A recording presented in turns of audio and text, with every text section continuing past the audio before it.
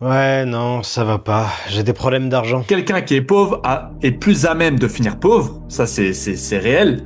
Et quelqu'un qui naît riche est plus à même de finir riche.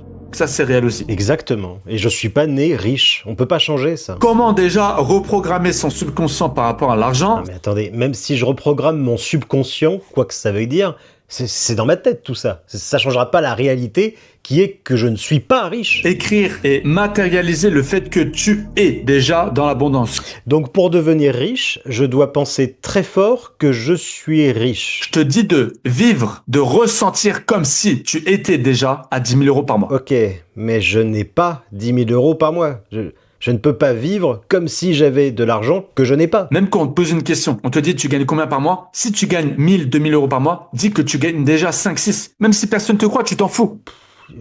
Non mais je comprends pas. Je dois mentir à mon entourage Attendez, parce que je crois qu'il y a méprise, hein, mais je veux pas paraître riche. Je veux devenir riche pour de vrai. Leur réalité, c'est leur réalité à eux. C'est leur limite à eux. Mais si mes proches me disent que je gagne pas vraiment 5 000 euros par mois, mais 1000, mais c'est eux qui ont raison. C'est pas leur réalité, c'est la réalité. Encore une fois, c'est de l'énergie. Les pensées, c'est de l'énergie. L'argent, c'est de l'énergie. Tout fonctionne par de l'énergie. Ouais, j'ai l'impression qu'on s'est un peu écarté du sujet.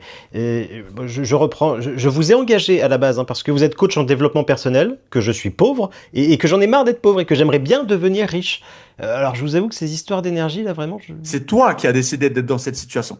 Il n'y a que toi qui as décidé d'être là où tu es aujourd'hui. D'accord, oui, mais alors c'est vrai que je pense qu'il y a quand même pas mal de facteurs externes à prendre en compte, parce que ce que vous faites là, ça revient plus ou moins à culpabiliser le client, mais voilà, c'est vrai qu'on tourne pas mal autour du pot, mais j'aimerais bien avoir des solutions plus concrètes. Passer de contracté à expanded. Plus tu veux contracter, plus tu vas t'enfermer dans ça, tu vois. Non, je vois pas. On part d'un état alpha à un état oméga. Non mais stop, chiant, ça m'énerve. Je comprends rien à ce que vous dites et je bite que dalle à vos schémas. Ils sont trop petits, trop flous, c'est illisible. Du coup, j'ai fait mes recherches et en fait, c'est juste des images random trouvées sur Google Images. Alors ça, c'est une échelle spirituelle des niveaux de conscience humain allant de la honte à l'humiliation proposée par David R. Hawkins. Ça, c'est la même chose, c'est juste présenté autrement, mais même comme ça reste un truc ésotérique qui ne veut rien dire scientifiquement. Celui-là, c'est mon petit chouchou, c'est une photographie Kirlian du nom de son inventeur, censé montrer l'aura du corps humain pour élaborer un diagnostic de santé. Le boug a confondu les décharges électriques dues à l'humidité et à la conductivité de la peau avec une aura et pense pouvoir diagnostiquer quoi que ce soit, ça dégage. On passe à un schéma du champ magnétique terrestre parce que pourquoi pas. Ensuite, on a une infographie Facebook listant des pratiques spirituelles censées augmenter votre vibration énergétique LOL. Et enfin, ce truc. Sans légende, hein, sans rien, c'est juste là pour faire joli. Autant l'imprimer et le mettre au-dessus de sa cheminée. Hein. Et voilà, 6 images au pif dont 2 qui veulent dire la même chose et 5 phrases creuses. Paye ton PowerPoint.